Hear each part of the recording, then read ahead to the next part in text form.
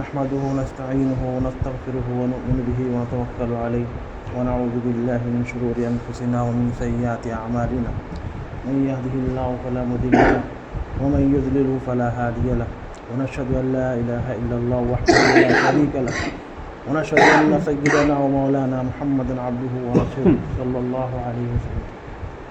أما بعد، قال رسول الله صلى الله عليه وسلم: كنتم خير أمة أخرجت للناس تأمرون بالمعروف وتنهون عن المنکر.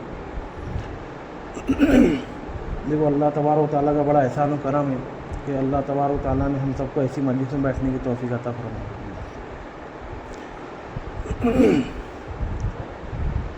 اللہ تبارک و تعالیٰ فرماتے ہیں کہ تم بہترین امت ہو اور تم اس لیے نکالی گئی تاکہ تم لوگوں کو نفع اور نقصان بتا سکو، اچھائی کا حکم دو اور برائی سے روکو. اچھائی کا حکم کب دیں گے اور کون ہوں گا؟ وہ ہوں گے ایمان والے. ایمان بہت قیمتی چیز ہے.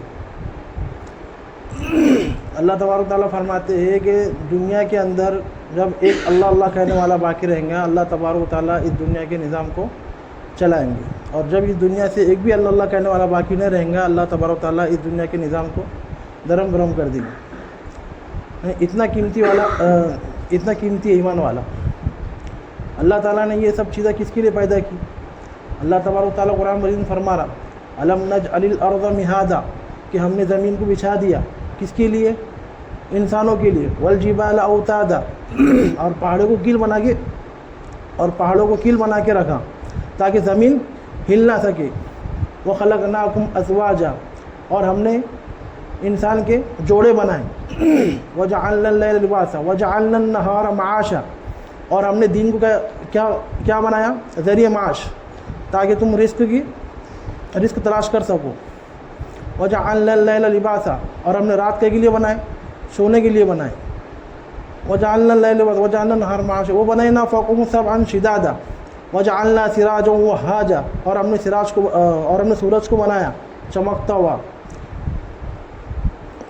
تو اللہ تبارک تعالیٰ نے یہ جو نظام چلا رہے، یہ کس کے لیے چلا رہے؟ اپنے لیے چلا رہے. کیونکہ اللہ تبارک تعالیٰ کے پاس اپنی بڑی قیمت ہے نا. تو ہم کو یہ ایمان کے اوپر بڑا محنت کرنا ہے. امام غزالی رحمۃ اللہ علیہ فرماتے ہیں کہ اگر آسمان لوہے کا ہو جائے اور زمین تانبے کی ہو جائے اور آسمان سے ایک قطرہ پانی کا نہ گرے اور زمین سے ایک دانہ نہ گرے تو مگر انسان کا دل یہ بولے کہ اللہ رزق دینے والا ہے، یعنی رائے کے برابر بھی اگر ہم لوگ ایمان بچا کر لے کے جائیں گے تو اللہ تبارک و تعالیٰ کیا فرما رہے حدیث پاک کے اندر کہ خطاب کے بیٹے جاؤ لوگوں میں اعلان کر دو کہ دنیا کے جنت کے اندر ایمان والے ہی داخل ہوں گے. تو اتنا قیمتی ایمان والا ہے نا. تو یہ ایمان کو بڑھا کر بچا کر ہم کو لے کر جانا ہے. یہ ایمان کو صحابہ کرام رضی اللہ عنہ نے بہت ساری قربانیاں دی. سارے انبیاء کرام علیہ السلام آئے، آدم علیہ السلام سے لے کے محمد صلی اللہ علیہ وسلم تک. آدم علیہ السلام آئے، دین کی دعوت دی. جو لوگوں نے ان کی بات مانے اور جو لوگوں نے ان کی بات نہیں مانے تو ان کے اوپر عذاب آیا ہے نا.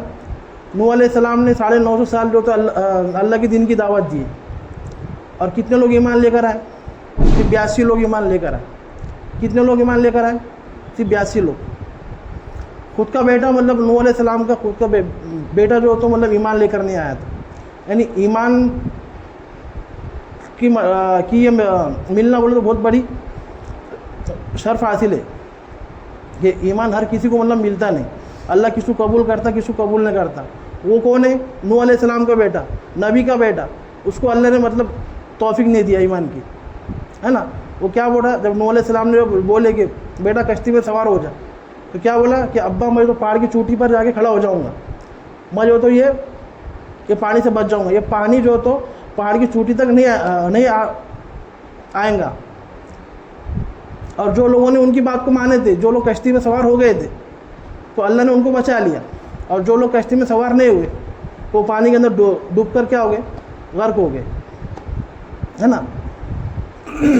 اس کے بعد صحابہ کرام رضی اللہ عنہ نے آپ صلی اللہ علیہ وسلم آئے آخری کے اندر. اب آپ صلی اللہ علیہ وسلم کے بعد کوئی مطلب نبی آنے والا نہیں ہے. یہ کام کو لے کر ہم کو ہی کرنا ہے.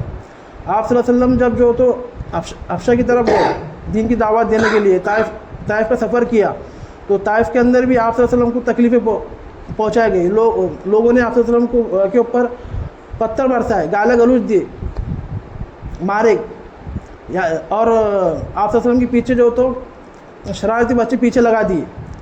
آپ صلی اللہ علیہ وسلم اتنے مطلب جو تو زخمی ہو گئے کہ آپ صلی اللہ علیہ وسلم کا خون مطلب بہنے لگا، یعنی اتنی تکلیفیں آپ صلی اللہ علیہ وسلم نے اس دین کے خاطر مطلب اٹھائی۔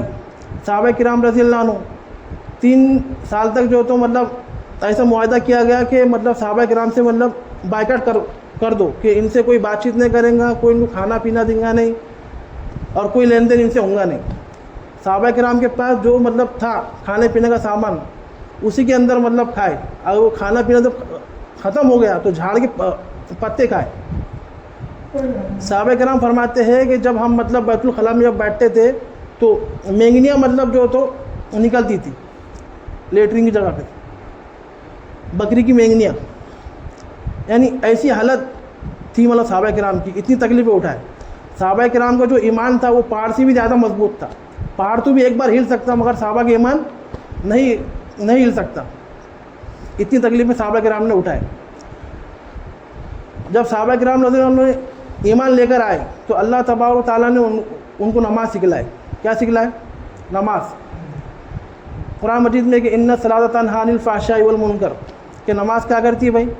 برائی سے روکتی ہے۔ تو نماز جو تو برے کاموں سے روکتی ہے۔ اور ایک حدیث پاک کا مفہوم ہے کہ ایک صحابی آپ صلی اللہ علیہ وسلم کے پاس آئے کہ بولے یہ جو تو نماز بھی پڑھتا ہے چوری بھی کرتا ہے، تو آپ صلی اللہ علیہ وسلم نے کیا فرمایا کہ یہ نماز کا پابند نہیں ہے، یہ جب پابند ہو جائیں گا تو یہ چوری بھی چھوڑ دیں گا۔ تو بولنے کا مطلب یہ ہے کہ اگر آپ نماز کی پابندی کریں گے تو نماز سے برائی سے ہم کو بچائیں گی۔ نماز کیا ہے؟ جنت کی کنجی ہے۔ نماز کیا ہے بھائی؟ جنت کی کنجی ہے۔ اور نماز کعبے سے کہنے کا، نماز کیا ہے؟ نماز اللہ کا حکم ہے، نماز اللہ کا حکم ہے، اس کا طریقہ کہاں پہ ہے؟ نبی کریم صلی اللہ علیہ وسلم کی سنتوں میں۔ حدیث میں آتا ہے کہ مطلب فجر کی رکعت اتنی پڑھو، کیسی پڑھنا ہے، کیا پڑھنا ہے، رکوع میں کیا پڑھنا ہے، سجدے میں کیا پڑھنا ہے، قاعدے میں کیا پڑھنا ہے۔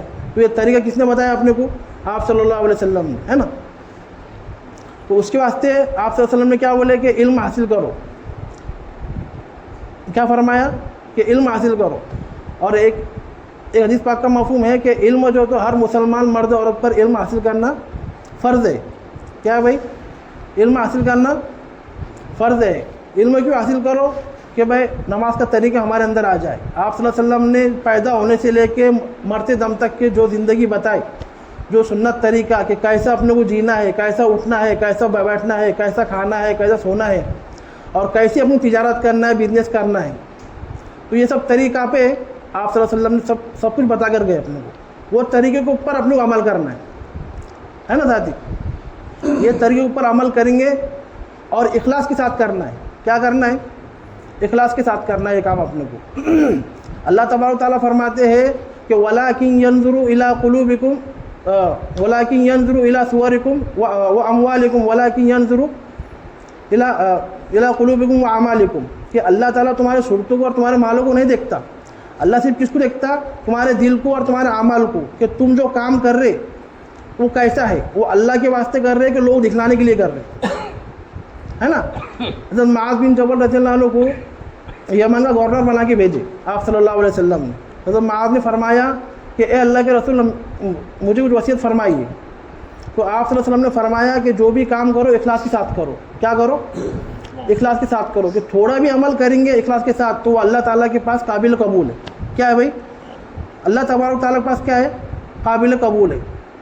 اور ایک روایت میں ہے کہ من صلی یرا فقط اشرک، من صلی یرا فقط اشرک، ومن صام یرا فقط اشرک، ومن تصدق یرا فقط اشرک۔ یعنی بولنے کا مطلب یہ کہ جس نے دکھلاوے کی نماز پڑھی اس نے شرک کیا، جس نے دکھلاوے کے روزے رکھا اس نے شرک کیا، جس نے دکھلاوے کے لیے صدقہ کیا اس نے شرک کیا، ہے نا۔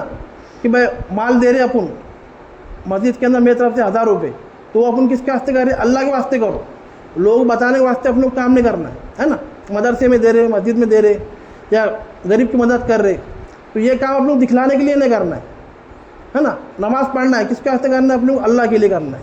थोड़ा काम करने का जो भी अल्लाह के लिए करना है, चाहे काम दुनिया का हो या दीन का हो, और सिर्फ किसके वास्ते करना है? अपने को अल्लाह के लिए करना है। नबी करीम सल्लल्लाहु अलैहि वसल्लम के सुन्नतों पर अगर अमल करेंगे अपन, तो इसके अंदर अपनी कामयाबी है। सब करेंगे भाई। हमारी जमात आई हुई है, और अभी जो तो पूना का आल महाराष्ट्र का ये है इज्तिमा, हज़रत जी मौलाना साहब साहब आने वाले वहाँ पे, तो तमाम साथी जो तो निकलने की कोशिश करो, नाम लिखाओ अपने अपने साथ।